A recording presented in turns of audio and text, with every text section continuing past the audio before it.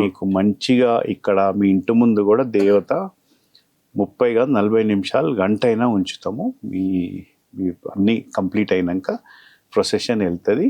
పూజ అయిపోగానే మీరు ఎప్పుడంటే అప్పుడు చెప్పండి, మేము ప్రోటోకాల్తో తీసుకొని వస్తాం. సో దర్శనం ఇవ్వటము చేయటం అనేది క్వశ్చనే లేదు అక్కడ.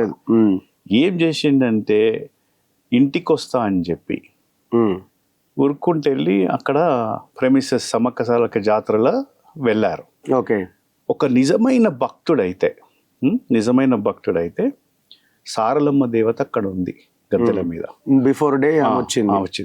దర్శనం అక్కడ వాళ్ళు చేసుకోవాలి, దర్శనం చేసుకోవాలి. అక్కడ దేవత ఉంది. అది కాకుండా సమ్మక్క దేవత గద్ద మీద ఎక్కి మేము నడుపుతాం జాతర, కొబ్బరికాయ. దేవత వచ్చింది అప్పటికి? రాలే, ఇంకా రాలే అసలుకి. ఆల్మోస్ట్ వాళ్ళ ఇంటి ముందే ఉంది ఆ టైంలో. ఓకే. అసలు ఇతను వచ్చి అక్కడ దేవతను వాళ్ళ ఇంటి ముందు ఉన్నప్పుడు దేవతను రిసీవ్ చేసుకోవాలి, దర్శనం చేసుకోవాలి. అది వదిలేసి ఇక్కడ సమ్మక్క గద్దెలు ఎక్కేసిండు.